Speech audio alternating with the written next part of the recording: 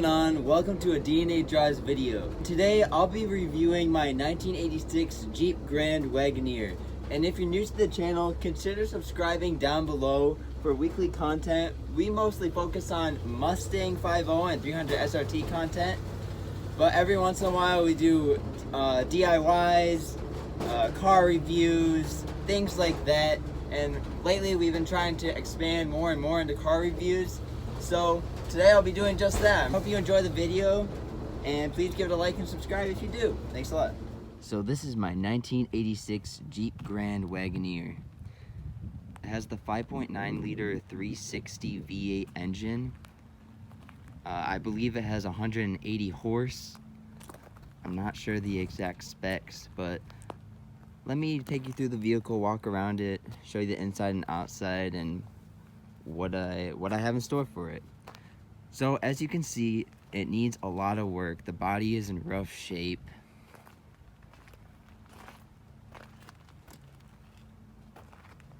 The clear coat is peeling, it's coming off. The wood grain is chipping off. There's rust everywhere. There's rust down here. The fenders, the doors, the rocker panels, the quarter panels.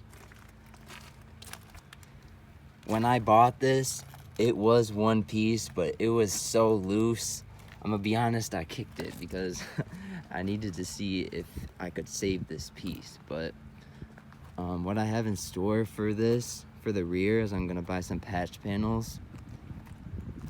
Back here, I tried to pull this dent out, but I didn't really realize the whole thing is caved in right here.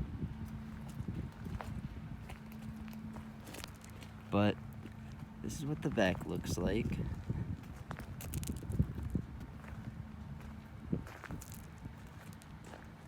I think it has a really aggressive stance to it with those aftermarket tires. They got a lot of life left on them. The guy before me, he bought this Jeep with these tires when they were relatively new, and they still look to be in great condition. The white lettering is just fading off a little bit, but man, this is such a beautiful truck. I've always loved these things since I was in high school. And if you don't already know, my name is Garrett, like I said, and I have a Instagram channel. It's called the Grand Wag. You can follow me there. I have over 24,000 followers on there. I post other people's Wagoneers and Cherokees, old Cherokees, the SJs, the two-door Wagoneers, along with other full-size Jeeps across the world. And I've just been such a fan ever since. And also I decided to start another YouTube channel for this. So if you want to get regular updates on everything I do to this, you can check it out at the Grand Wag YouTube channel. Just type in the Grand Wag on YouTube. But for the purpose of this video, I just wanted to give a quick overview and in-depth tour of this Wagoneer I got here. The wood grain on this side is in pretty decent shape, but unfortunately I can't save any of this, so soon I'll be removing all of this wood grain. The kit for it is about $600, and it comes in a full kit, you know, for each panel. So it wouldn't make sense to save one, and really you can't. I mean, you can almost save this one up here, but it's split, it cracked open right there. And then the back one right here, it's in pretty decent shape, but I'm just gonna replace the whole thing. So on this side, obviously same story, very rusted out. Quarter panels not looking too good.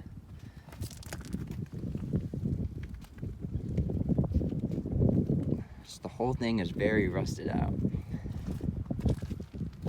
Not sure what kind of wheels these are, but they do look pretty good on the Jeep. I kind of like them. I might keep them. I might go to OEM 86 wheels with aftermarket tires. I really love the look of the beefy tires. I like the red and blue stripe too that goes around the outside of the wheel here. Really cool.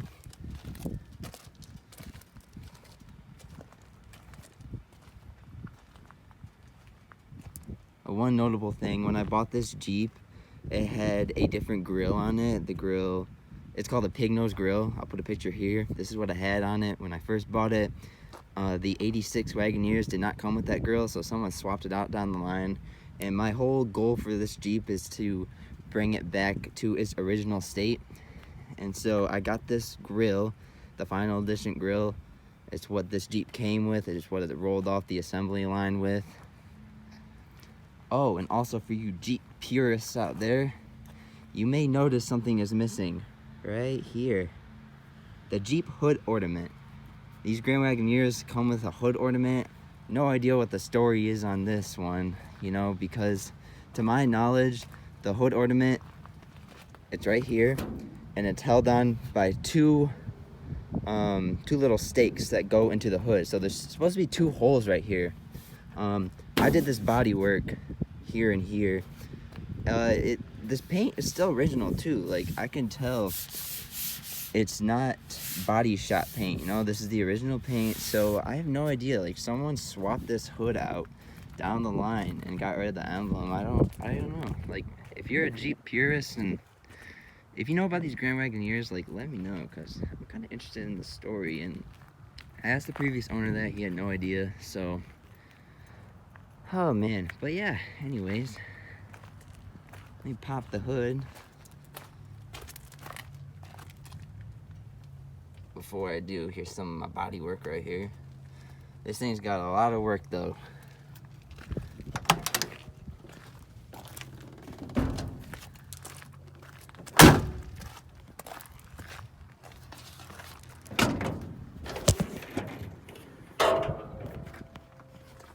So this is the Monster 5.9 liter 360 V8.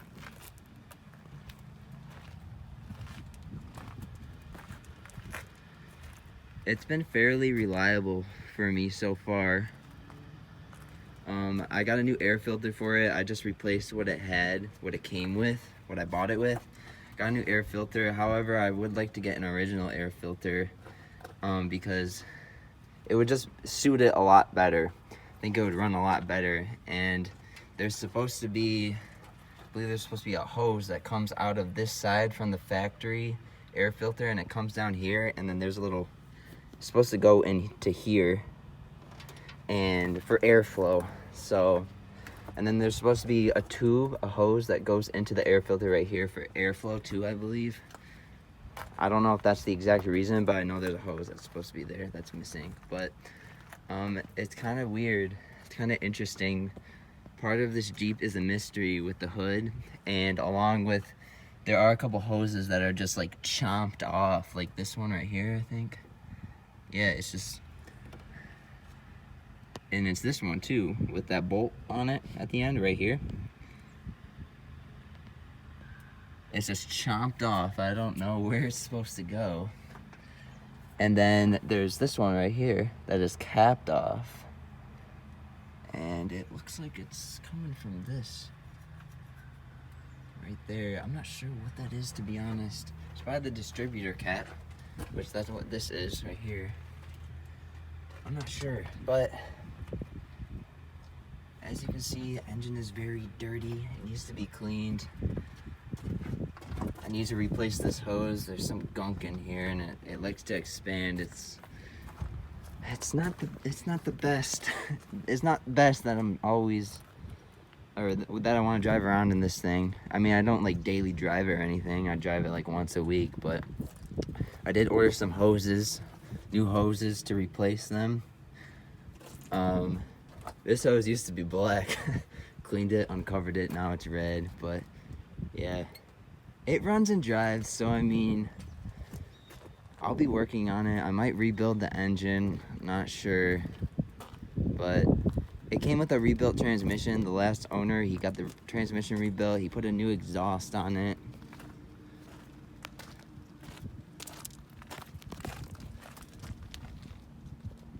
New shocks on her too.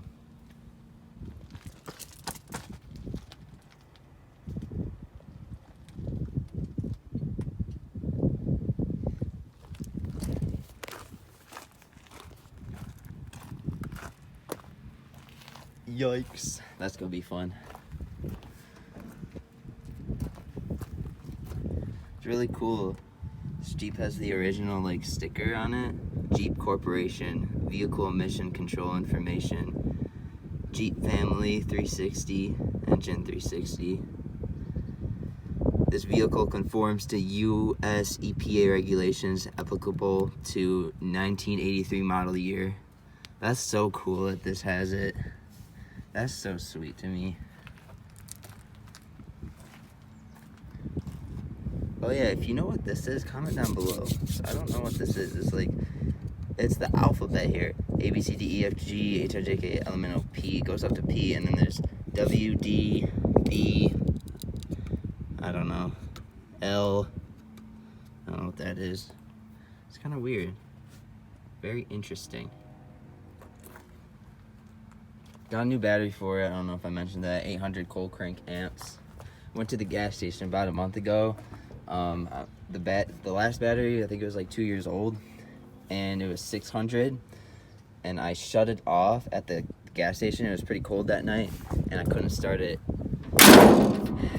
So that was a little fun adventure. I called my dad to come help me jump start it. But yeah,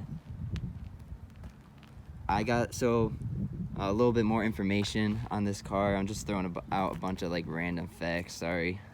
But I got this car from Muskegon, Michigan, and when I got it for $3,500. It ran and drive, 4-wheel drive works.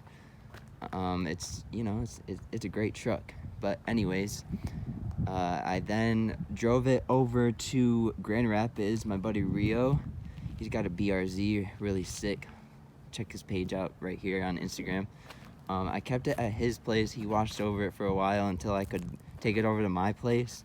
And then my friend Dean, who I went to Silver Lake Sand Dunes, if you're familiar with this channel, I went to Silver Lake Sand Dunes with his XJ, tore it up. We dogged the heck out of his Jeep.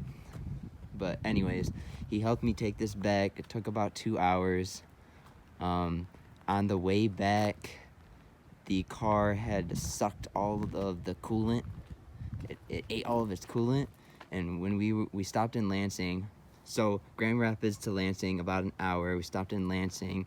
Getting back on the highway, the vehicle jumped forward and stalled, shut off. And so I coasted over and saw that it ate all of its coolant. So that was kind of an interesting time, but I made it home. My top speed was about 60, 65 miles an hour. This thing doesn't really like to go faster.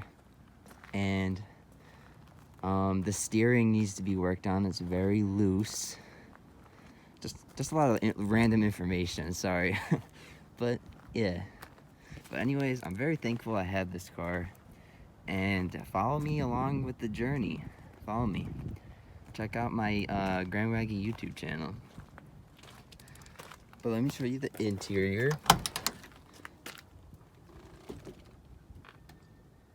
Welcome to the project.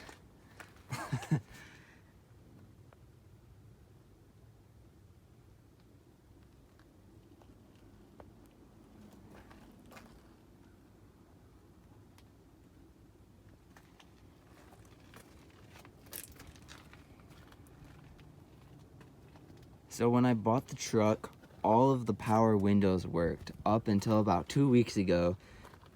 This one stopped working.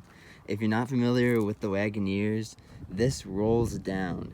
On earlier models, it had a crank right here and you would crank it. This one had a power one, and a common issue on these Grand Wagoneers are the motors like to go out. And mine finally went out. So it was kind of cool that I got to experience it for a little while it worked. I'm gonna replace it obviously, but it was really cool. I'll show a clip or a picture right here, but yeah, this thing's sweet. About a month ago, random story, I drove my friend home. He had his bike. We put his bike in the back, folded down the seat. It's really cool. So this thing, like, it's got some cargo room, you know. It's cool. Got some patch panels back there. But yeah, anyways, it's cool. But as of now, that window doesn't work, but the rest of them do. It's really cool. Power windows. You have power mirrors. It likes to work sometimes it doesn't. It's kind of funky, but power mirrors, windows, locks, power seats. So cool. 1986, and it had this stuff. That's crazy. I believe these are air vents. I'm pretty sure. I haven't really messed around with it. It doesn't really like to turn or pull, but I believe it's for airflow, because I know there's a vent down there, and then also on this side, there's one of those knobs. Right there, pointing to over there somewhere. But, yeah. And then here's the switch for the back window. Up or down. And then rear defrost, I believe. Lights. Lights, parking lights. Interior, high, low. Seats are in pretty rough shape. It has no carpet, no headliner. Oh yeah, this is cool. Nice hole in the floorboard right there. That's gotta be fixed. The AC is hooked up. It runs on its like own system though, so I'd like to convert that back somehow. I went to school originally for HVAC, so I could probably figure it out, but probably not. I don't know. I do body work now, so that ship has sailed, but maybe I can figure it out.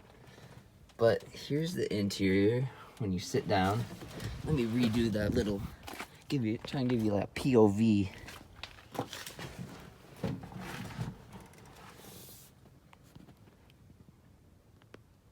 Please ignore the sap on the window.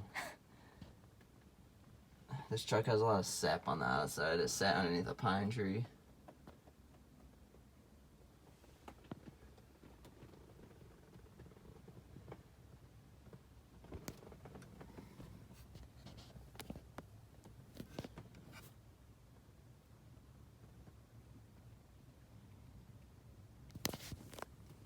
It does have a trim piece. It's missing it. I took it off. It won't snap back in. I took it off because I was messing with this radio trying to get it to work. It doesn't like to work. Only AM comes on. So that'd be cool. That'd be cool to get it working.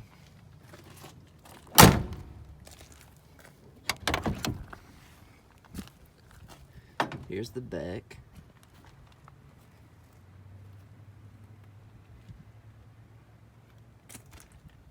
Oh yeah, we have sun visors in the front. That one, it flips down obviously, and then it has lights and a mirror, which is really cool. There's supposed to be a dome light right here, I believe. I need a headliner for it. Here's the back. If I was able to show you, this window rolls down like I said, and then you reach inside over and then grab the handle and pull it down. It folds down like a truck. It's pretty sweet. It's got speakers back there.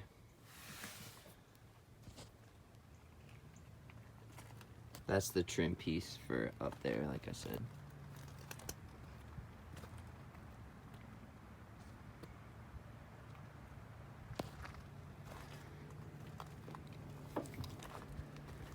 Let me sit in the back.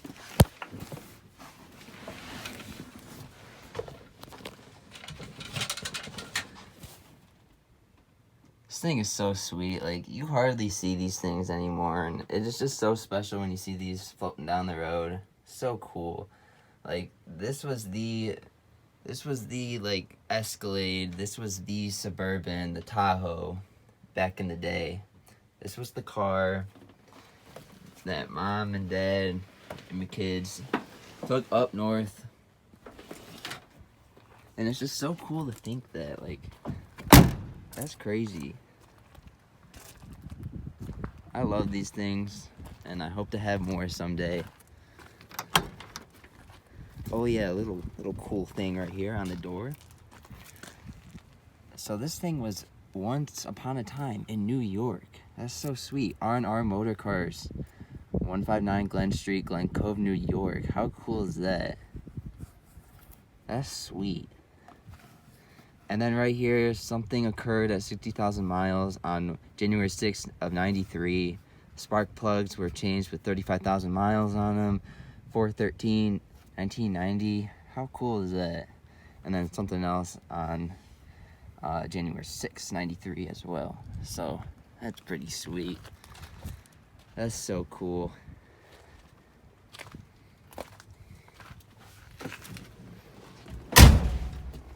Nice heavy thud when you close the door. Oh yeah, you got a little glove box right here.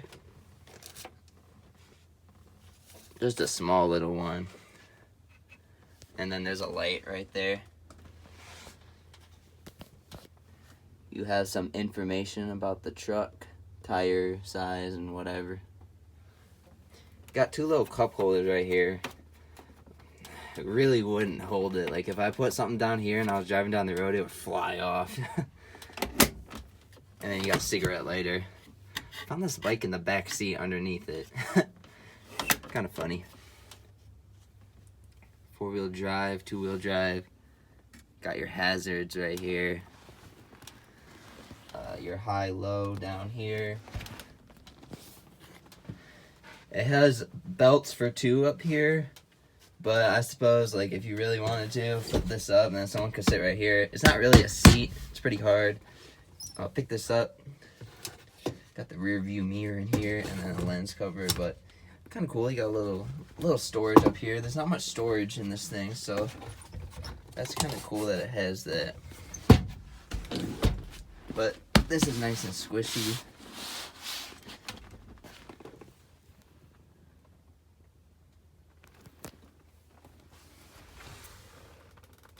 Grand Wagoneer.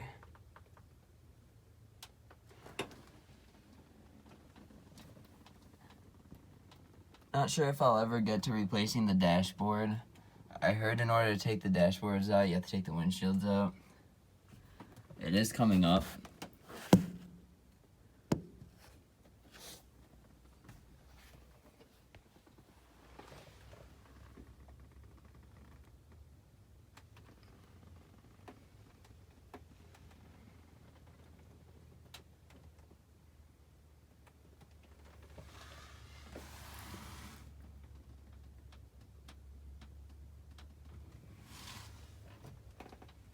Got 3 air vents down there by your feet. You can angle it down, up, left, right. Got the radio, of course. Like I said, it doesn't work really. You got off AC heat, rear defrost. Low-key get an arm workout from this. It's really hard to move. High, low. The heat worked when I got it. I don't really know if it does, to be honest. Oh yeah, this is the coolest thing ever right here. I'm like a little kid on Christmas trying to review this thing, but these windows, old cars do this stuff. Like modern cars don't do that. You got it here and here, and that's the coolest thing ever, I swear. But yeah, anyways. Oh yeah, it's automatic, so yeah. By the way, 108,000 miles. Jeep. Guess it has to be on, but let me start it up for you guys.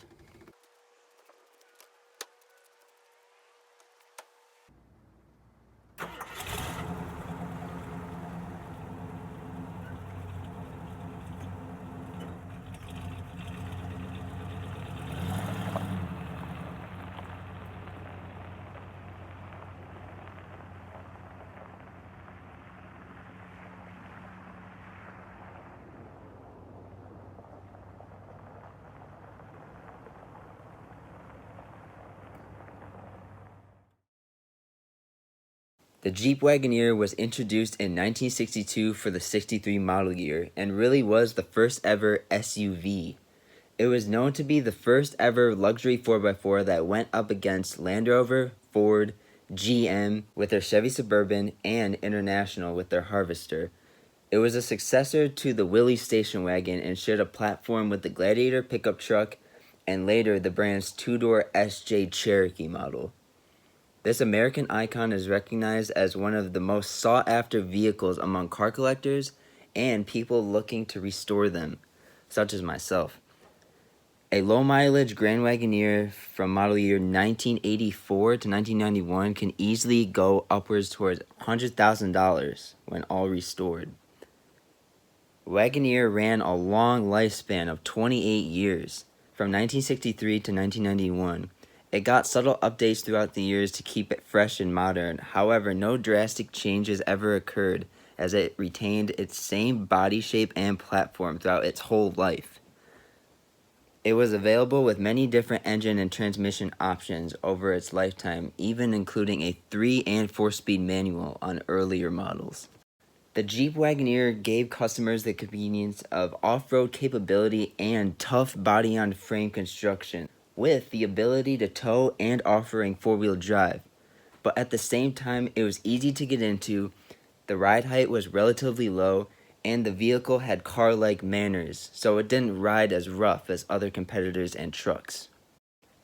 As time went on, the Wagoneer began to move into a more upscale class, while a more cost-effective vehicle was introduced for the 74 model year, which was the Cherokee SJ, which was a 2-door version of the Wagoneer. By 1983, the 2-door Cherokee SJ was dropped from Jeep's lineup in favor for a more smaller, compact Jeep, one we all know as the XJ Cherokee. In 1984, the Wagoneer was then renamed Grand Wagoneer, and the highest trim level of the XJ Cherokee got the Wagoneer nameplate. So you had the full-size luxury Grand Wagoneer SUV, and then you also had the XJ Cherokee, and then at the top of the XJ Cherokee lineup was the Wagoneer XJ.